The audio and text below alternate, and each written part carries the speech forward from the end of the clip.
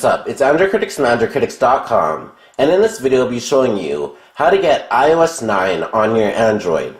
Now, a majority of these apps are paid and some are free, so if you want to get everything that I list in this video, just simply click the very first link in the description down below.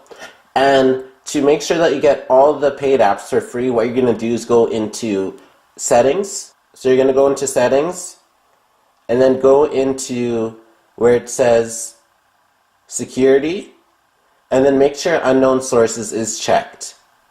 Now once you've done that, you can continue on and then download the app.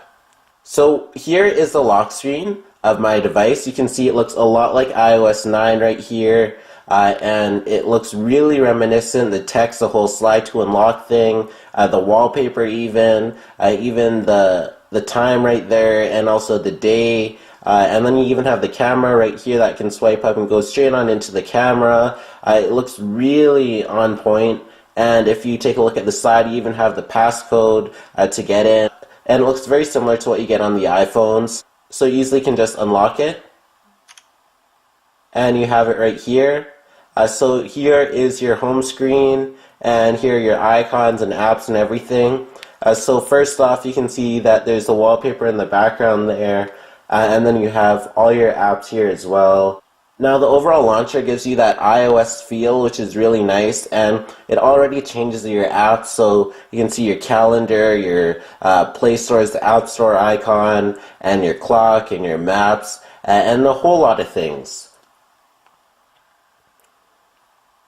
Now once you go into your notifications right here, you can see it's exactly the same as the iPhone. So you have the day, and then you have the calendar right there, and it looks basically the same, and it's amazing how close it can actually get. Then you even have the tab at the very bottom to swipe it back up, and they're both pretty fluid as well, so when you swipe them, it's like basically the same, and you can take a look at all your notifications, and then today, and the only difference is not having missed right there. But it's really on point, and it's really cool to see that it's basically the same. Now if you want to take a look at the camera, you can see both of the camera apps are basically the same. You have the same filters you can get right here, and you can just press at the same time. You have the front facing, you have the flash right there. They're all basically the same. The video you can switch over to, and then you can switch over to the square as well, and it gives you that square view. It's really amazing how similar it actually is. Then you can have more settings right here, and then you can take a look and switch up all the settings as well, and then you have the flash and everything. It looks really similar and very reminiscent to the iPhone, and it's basically exactly the same.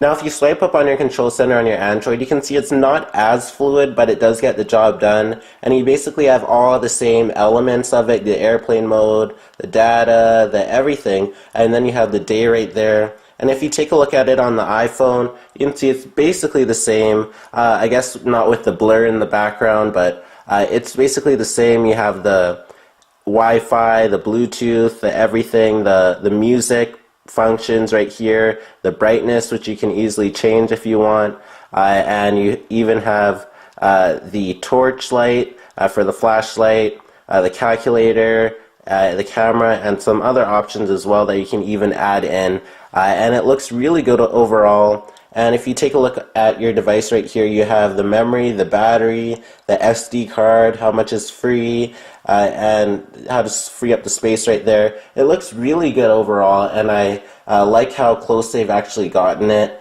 And if you want to take a look at the last part of this, which is the keyboard is also basically the same. So taking a look at the keyboard, you can see it right there, and can easily enter in your message. The only bad part about this is that it defaults to capitals right here, so you have to make sure you're in the right one, because sometimes when you enter in your password, it is case sensitive, and that could affect your password. But that's the only gripe I have about it. Other than that, it's basically the same, and you can even check out your emojis as well if you so choose. You have them right there, and the keyboard is really great overall. Now taking a look at the keyboard, you can see how relatively similar it is and what it has to offer, and it's really close to what iOS has to offer.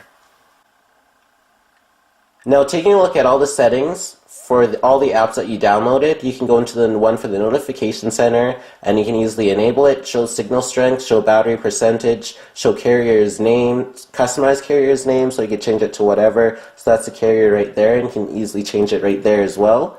And now you can go into the preferences for the launcher. So with this, you can personalize it a little bit, so you can change the wallpaper for the launcher, change the logo, have iPad mode, enable a fifth row, stretching icon, transitional animation, low quality animation. Then you have auto right there, or you can have white or black. And then you have some app management, so you can add a shortcut, allow shortcuts, or restore hidden apps if you so choose. So that's a unique feature. And then you can go on to your other app, so your lock screen right here, and you can easily change it up.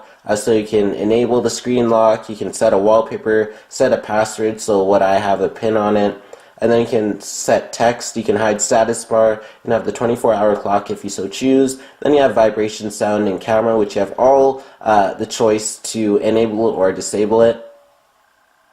And then you have the control center, which you can change around.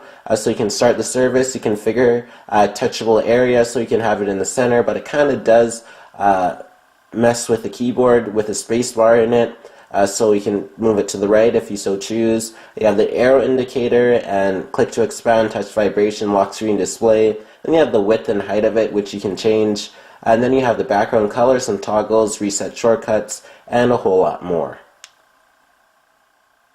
And lastly, if you go into the keyboard right here, you can change it up quite a bit. So you have auto capitalization, which you can choose to toggle on or off. And you have the double space bar, which will make a period right there. Then you have vibrate on key press, which gives you that haptic feedback. And then you have sound on key press and pop-up on key press as well.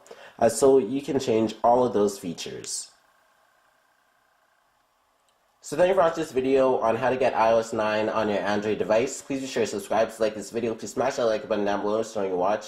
Also be sure to comment down below on what you think of getting iOS 9 on your Android, or if you will do it or if you won't do it. Just be sure to comment down below. And follow me on Twitter at twitter.com/AndroidCritics, and like my fan page at facebook.com/AndroidCritics. And